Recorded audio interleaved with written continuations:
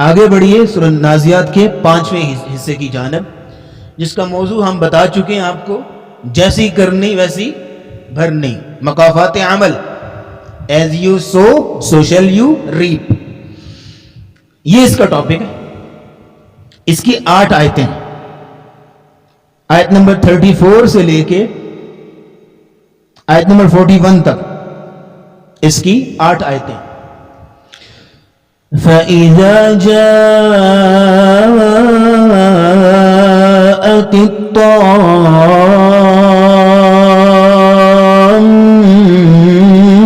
الْكُبْرَى يَوْمَ يَتَذَكَّرُ الْإِنسَانُ مَا سَعَى وَبُرِّزَتِ الْجَحِيمُ لِمَن يَرَى فَأَمَّا مَن طَغَى وَآثَرَ الْحَيَاةَ الدُّنْيَا فَإِنَّ الْجَحِيمَ هِيَ الْمَأْوَى وَأَمَّا مَنْ خَافَ مَقَامَ رَبِّهِ ونهى النفس عن الهوى فإن الجنة هي المأوى۔ یہ 8 آیتیں، اس میں اللہ تعالیٰ نے مقافات عمل کو بڑی خوبصورتی سے بیان کیا اور بڑے جامع معنی انداز میں۔ فَإِذَا، پس جب، جاءت الطامۃ الکبریٰ، جاءت آ جائے گی، الطامہ الکبریٰ، الطامہ کا معنی ہے ہنگامہ، ہلچل۔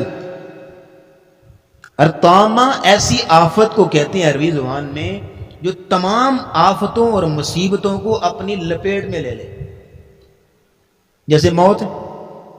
دنیا میں انسان کی بڑی مصیبتیں ہوتی ہیں، یہ بھی ارینج کرنا ہے، اچھا یہ ہو گیا، انا للہ و انا الیہ راجعون، یہ نقصان، فلانا نقصان، بڑی مصیبتیں۔ لیکن موت آ جائے تو تمام مصیبتیں کیا ہو گئی؟ لپیٹ لی گئی۔ تو موت کیا ہے؟ بڑی مصیبت۔ تو الطامہ ایسی مصیبت کو کہتے ہیں کہ جو کہ تمام مصیبتوں کو لپیٹ لے۔ تو وہ کون سی سب سے بڑی مصیبت ایسی کون سی ہے؟ قیامت، جو تمام آفتوں کو اپنے اندر لپیٹ لے۔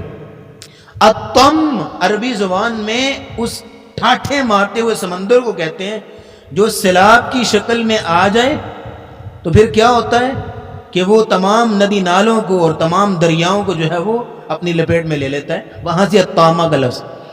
ویسے الطامہ میں بڑی ہولناکی ہے لفظ کے اندر، لیکن الکبریٰ کہہ کے اس کی شدت میں اضافہ کیا گیا کہ بہت بڑا ہنگامہ، بہت عظیم ہنگامہ ہوگا۔ تو یہ قیامت کا نام بھی ہے الطامہ۔ تو ہم نے سورہ نبا میں جو ہے وہ نام ذکر کیے تھے قیامت کے، تو قیامت کے تذکرے سننے سے پہلے آپ صرف قیامت کے جو نام قرآن نے مینشن کیے نا، بس ان کو لسٹ بنا کے اور ان کو ہی سمجھ لینا تو قیامت کی حقیقت سامنے آ جاتی، صرف ان کو ہی سمجھ لیں تو اس کی ہولناکی اور اس کی شدت میں آپ کو احساس ہو جائے گا۔ آگے ہے یوم یتذکر الانسان ما سعی، جس دن انسان یاد کرے گا، تذکر سے ہے نا تذکرہ، ما سعی جو اس نے کوشش کی، جد و جہد کی،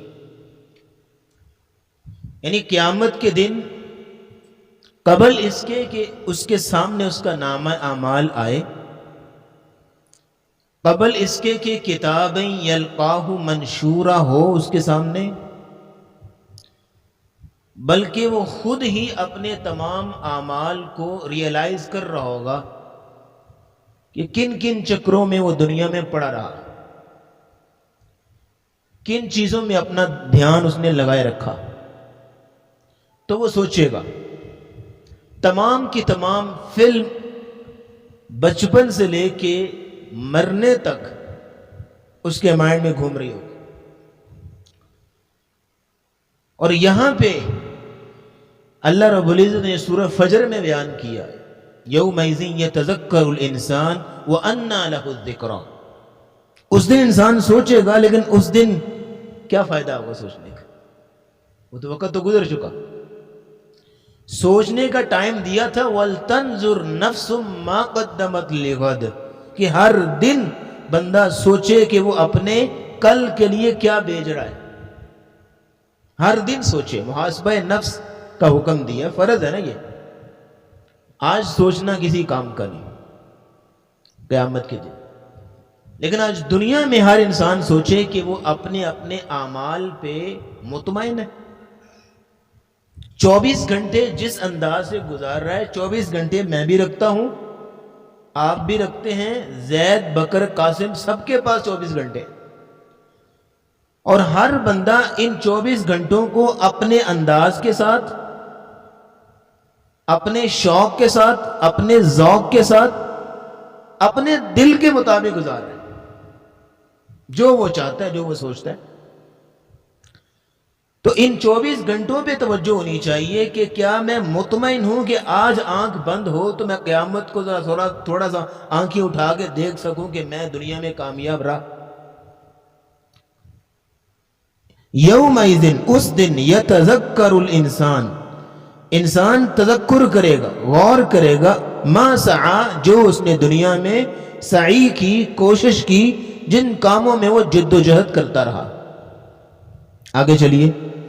وَبُرِّزَتِ الْجَحِيمُ لِمَنْ يَرَى، وَبُرِّزَتْ، اور ظاہر کر دی جائے گی، کھول دی جائے گی، الجحیم، جحیم جہنم کا ایک نام ہے، لمن یرا، دیکھنے والوں کے لیے، اس شخص کے لیے جو دیکھتا ہے.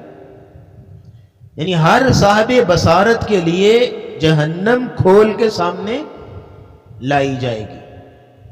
اور نبی اسلام کی حدیث ہے نا، صحیح مسلم میں، یؤتی بجہنم یوم القیامت، جہنم کو قیامت کے دن لایا جائے گا، اس کی 70,000 لگامیں ہوں گی. ما کل زمام 70,000 ملک، ہر لگام کے ساتھ 70,000 فرشتے ہوں گے، یجرونہا، جو اس کو کھینچ رہے ہوں گے، اور وہ لائی جائے گی، سب کے سامنے لا کے کھڑی کر دی جائے گی. آپ دیکھیں کہ آج ہماری آنکھوں کے سامنے ایک گھر جل رہا ہو نا تو نہیں دیکھا جاتا، لیکن یہ اتنی بڑی کھولتی ہوئی جہنم کو جب اپنی آنکھوں سے دیکھیں تو کیا بنے گا. تو فرمایا جا رہا ہے وَبُرِّزَتِ الْجَحِيمُ، جہنم کو کھولا جائے گا، کھلے میدان. بارزہ کا معنی ہوتا ہے کسی چیز کو ظاہر کر دینا سب کے سامنے. لمن یرا، جو دیکھتا ہے، یعنی مومن بھی دیکھیں گے کہ اللہ نے ہمیں اس سے بچا لیا، اور کافر بھی دیکھیں گے کہ اب ہمارا اینڈ ریزلٹ یہ ہے، سب کے سامنے لائی جائے گی.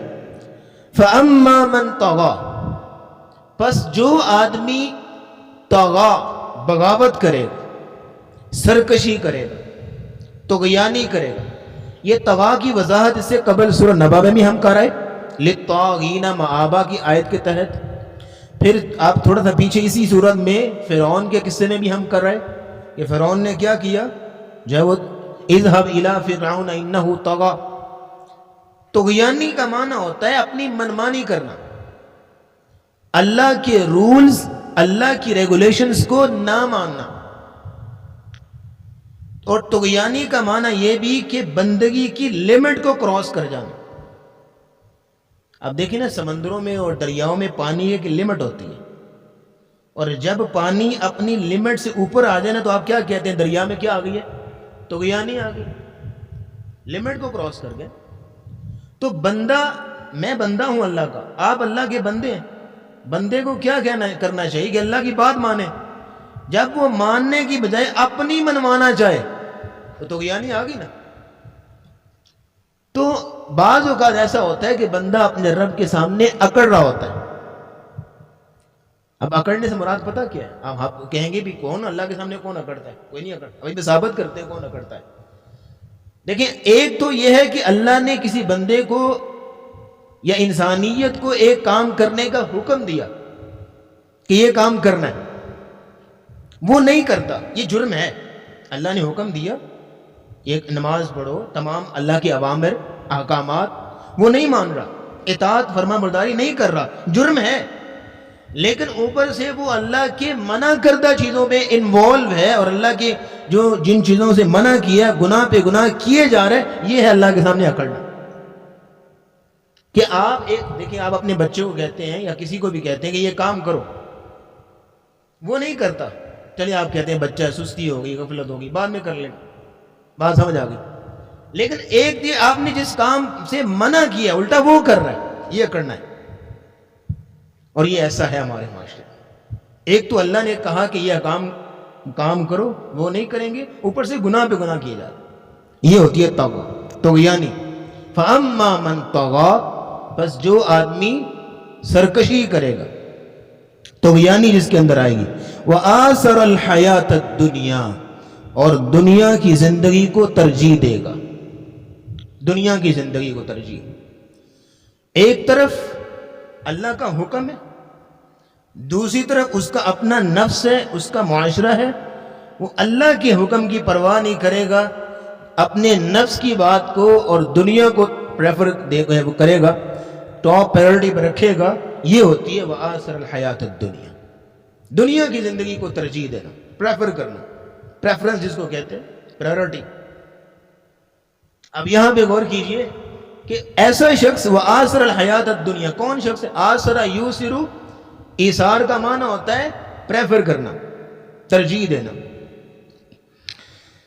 آپ دیکھیں کہ یہ وہ بندہ ہوتا ہے کہ 24 گھنٹے میں کوئی ایک کام بھی ایسا نہیں ہوتا کہ جو اس نے آخرت کے لیے کیا. 24 گھنٹے. سر آپ نماز پڑھنے آئے، آپ ترجمہ کلاس میں، تفسیر میں کلاس میں بیٹھے ہوئے قرآن سمجھ رہے ہیں، یہ آپ کا عمل کس کے لیے؟ دنیا کے لیے، آخرت کے لیے؟ آخرت کے لیے. اور لیکن یہ صرف آخرت کے لیے، دنیا بھی سمجھتی ہے. آپ قرآن پڑھتے ہیں، آپ کی دنیا میں برکت آئے گی، لیکن اسپیشل یہ آخرت کے لیے. لیکن یہ جو بندہ ہے وہ آثر الحیات الدنیا، پورے 24 گھنٹے میں ایک ایکشن اس کا نہیں ہوتا ایسا کہ جس پہ وہ خود کہہ سکے کہ میں آخرت کے لیے کر رہا ہوں. جبکہ بندہ مومن اگر دنیاوی کام بھی کرے گا نا، بزنس کر رہا ہے، کاروبار کر رہا ہے، روزی روٹی کا بندوبست کر رہا ہے، تو وہ خلوص نیت کے ساتھ کرے گا جس میں اس کے لیے وہ بھی توشے آخرت بن رہا ہوگا. تو یہ جیسی کرنی ویسی بھرنی کے ٹاپک میں کیا کہا جا رہا ہے کہ جس نے سرکشی کی اور دنیا کی زندگی کو ترجیح دی، کیا ہوگا؟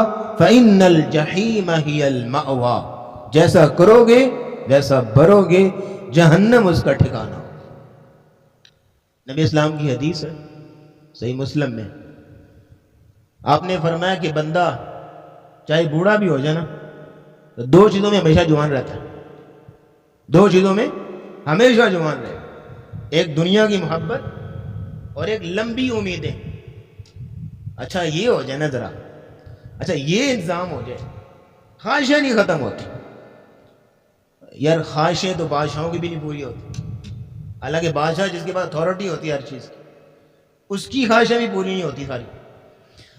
تو فرمایا وہ آثر الحیات الدنیا، جو دنیا کو ترجیح دے، فَإِنَّ الْجَحِيمَ هِيَ الْمَأْوَىٰ، جیسے کو تیسا، اس کا ٹھکانہ جہنم. جہنم جہنم کا نام ہے، هِيَ الْمَأْوَىٰ اس کا ٹھکانہ. آگے بڑھیے. وَأَمَّا مَنْ خَافَ مَقَامَ رَبِّهِ وَنَهَى النَّفْسَ عَنِ الْهَوَىٰ، اس آیت میں جنت کے حصول کا سلیبس بیان کیا گیا، جنت کے حصول کا کریکولم بیان کیا گیا. اگر جنت چاہیے تو یہ سلیبس ہے آپ کے سامنے، جیسی کرنی ویسی بھرنی کا دوسرا پوائنٹ. وَأَمَّا مَنْ خَافَ مَقَامَ رَبِّ، جو شخص اپنے رب کے سامنے کھڑا ہونے سے ڈر گیا، اپنے رب کے سامنے کھڑا ہونے سے ڈر گیا. امام مقاتل بن سلیمان البلخی کہتے ہیں کہ یہ شخص گناہ کا جذبہ دل میں پیدا ہوتا ہے اور دل مچلتا ہے، ارادے پنپتے ہیں، دل میں جو ہے وہ خواہشات پیدا ہوتی ہیں، ارادہ بنتا ہے، لیکن وہ انسان اپنے اس ارادے کو اس لیے چھوڑ دیتا ہے، میرے رب مجھے دیکھ رہا ہے. اپنے رب کو کیا جواب دوں؟ آج اگر ایک چھوٹا سا جاب کا انٹرویو ہو نا تو دل جو ہے وہ ہارٹ بیٹ جو ہے وہ پلپیٹیشن ہائیسٹ پوائنٹ پہ پہنچی ہوتی ہے. ایسے ڈر رہا ہوتا ہے.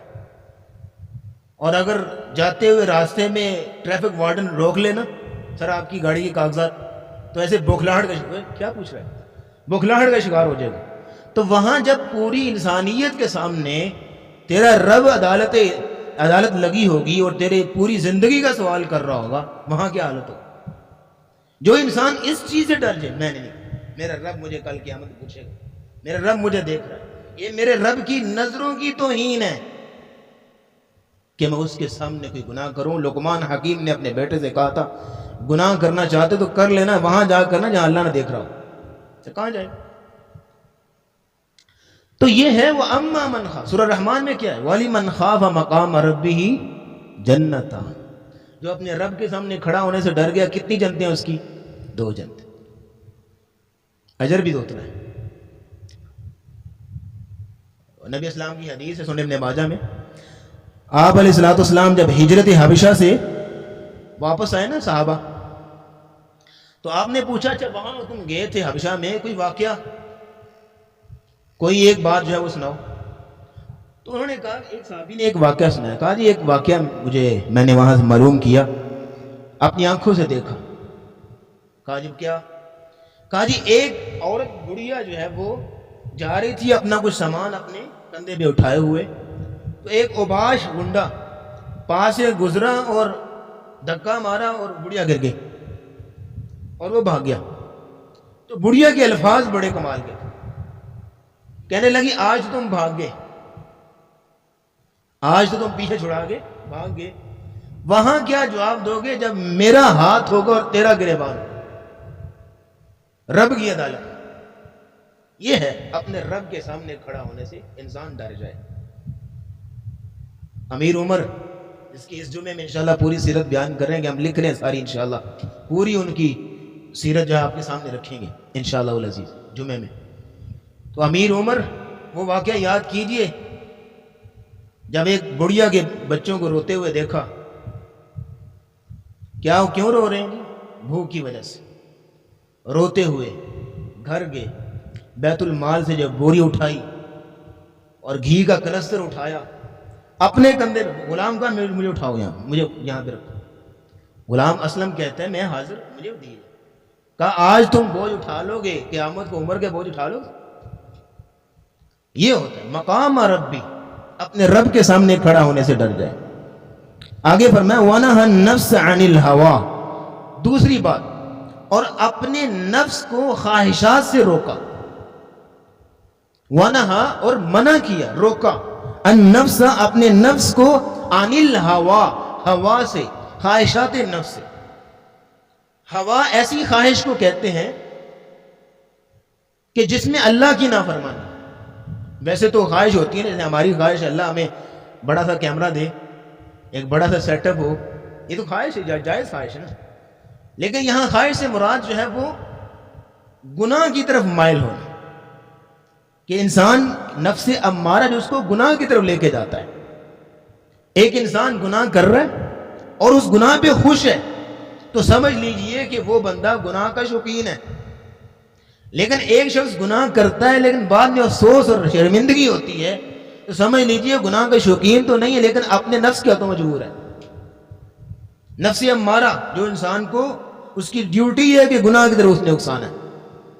اور گناہ ایسا زہر ہے, امام ابن قیم کہتے ہیں گناہ جو ہے ایسا زہر ہے جو دل کو ہلاک کر دیتا ہے, اور اگر ہلاک نہ بھی کرے تو اتنا کمزور کر دیتا ہے کہ شیطانی وسوسوں اور نفس امارہ کی جو ہے وہ جو خیالات ہوتے ہیں اس کے خلاف قوت مدافعت ختم کر دیتا ہے. انسان روک نہیں پاتا اپنے آپ کو گناہوں سے. تو وَنَهَا النَّفْسَ, 2 چیزیں یہاں بیان کی. تو اپنے آپ کو خواہشات نفس سے روکے گا وہ جس کے دل میں اللہ کا خوف ہوگا. اللہ کا خوف ایسی آپ کہہ لیں کہ سیفٹی شیلڈ ہے جو انسان کو گناہ سے روکتی ہے. جو انسان دھڑلے سے گناہ کیے جا رہا ہے, سمجھ لیجیے کہ اس کے دل میں اللہ کا خوف ہے ہی نہیں, ایمان ناقص ہے. نبی اسلام کی حدیث ہے نا, الحیاء شعبۃ من الایمان, حیا جو ہے وہ ایمان کا شعبہ ہے, حصہ ہے. حیا ایمان کا حصہ ہے. حیا کسے کہتے ہیں کہ آپ جو ہے بچہ اپنے والدین کے سامنے الٹی سیدھی حرکتیں نہیں کرے گا. ٹیچر کے سامنے بیٹھا ہے الٹی سیدھی حرکتیں نہیں کرے گا. کیوں؟ حیا ہوگی نا کہ والد بیٹھا ہے، ٹیچر بیٹھا ہے. لیکن جب پتہ چلے والد صاحب پاس نہیں ہے، چاہے چپکے سے دیکھ بھی رہے ہوں سائڈ پہ، لیکن اسے تو پتہ نہیں ہے، یا وہ ٹیچر جو ہے وہ دیکھ نہیں رہے، تو پھر جو مرضی شرارتیں کرے گا. تو جب اسی طرح انسان کو جب ریئلائز ہوگا میرا رب مجھے دیکھ رہا ہے، پھر وہ کچھ نہیں کر سکتا ایسا ویسا جو اللہ کو ناراض کرنے والا ہو. لیکن جب اس کے دل میں یہ احساس ہی ختم ہو جائے کہ میرا رب مجھے دیکھ رہا ہے، پھر دھڑلے سے وہ گناہ کر رہا ہو. یہ اسی لیے کہ رسول اللہ نے الحیاء شعبۃ من الایمان. تو فرمایا وَأَمَّا مَنْ خَافَ مَقَامَ رَبِّهِ، جو شخص اپنے رب کے سامنے کھڑا ہونے سے ڈر گیا، وَنَهَى النَّفْسَ عَنِ الْهَوَىٰ، اور خود کو خواہشات نفس سے یعنی گناہوں سے روکا. دو کام، یہ دو سلیبس اللہ نے بیان کیے. فَإِنَّ الْجَنَّةَ هِيَ الْمَأْوَىٰ، اس کا ٹھکانہ جنت ہوگا. جیسے کو تیسا، جیسی کرنی ویسی بھرنی. اور رسول اللہ کی حدیث ہے، یرحمک اللہ، رسول اللہ کی حدیث ہے صحیح بخاری صحیح مسلم میں، آپ نے فرمایا حجبت الجنت بالمکارہ وحجبت النار بالشہوات. آپ علیہ السلام نے فرمایا کہ جنت کو ڈھانپ دیا گیا ہے ایسی چیزوں کے ساتھ جو انسانی نفس ان کو کراہت محسوس کرتا ہے، انسانی نفس کو وہ چیزیں پسند نہیں ہیں. جنت کو، دوبارہ سنیے، جنت کو ایسی چیزوں سے ڈھانپ دیا گیا ہے کہ جو انسانی نفس پہ بڑی بھاری اور گراں ہوتی ہیں، انسانی نفس ان کو پسند نہیں کرتا. آپ دیکھیں سارا کچھ چھوڑ چھاڑ کے نماز پڑھنے آنا، نفس تو نہیں چاہے گا. صبح بستر چھوڑ کے نماز کی فجر کے لیے نکلنا، نفس تو نہ چاہے گا. آپ کہہ لیں کہ اللہ کی عبادت میں ہر دم مصروف رہنا، یہ انسانی نفس تو نہ چاہے گا. تو ان ساری چیزوں سے جنت کو ڈھانپ دیا گیا ہے کہ ان چیزوں کو جو انسان کرے گا وہ جنت میں داخل ہوگا. تو جہنم کو ڈھانپا گیا شہوات سے، ایسی چیزیں جو انسانی نفس کو اٹریکٹ کرتی ہیں. آج ہمارے معاشرے میں المیہ یہ ہے کہ ہر بندہ ہر وقت انہی کاموں میں مصروف رہے گا جن میں لطف آئے، جن میں مزہ آئے، ٹیسٹ آئے، قطع نظر کہ وہ اللہ کو راضی کرنے والی ہیں یا نہیں کرنے والی، قطع نظر اللہ ناراض ہوں گے یا نہیں ہوں گے، بس مزہ ہے جی، ٹیسٹ ہے. تو ایسی چیزوں سے جہنم کو ڈھانپ دیا گیا، بالشہوات، شہوتوں سے. تو یہ نا جی سورہ نازیات کا ہمارا جو 5واں حصہ ہے وہاں پہ مکمل ہوا چاہتا ہے، جس کا موضوع تھا جیسی کرنی ویسی بھرنی، یعنی جس طرح کا اعمال ہوں گے انسان کے اسی طرح کا پھر اس کو بدلہ دیا جائے گا. آخری حصہ ہے اگلا انشاءاللہ کل بیان کریں گے سورہ نازیات کا، جس کا موضوع ہے قیامت کب آئے گی، انشاءاللہ بیان کریں گے. وآخر دعوانا الحمدللہ رب العالمین.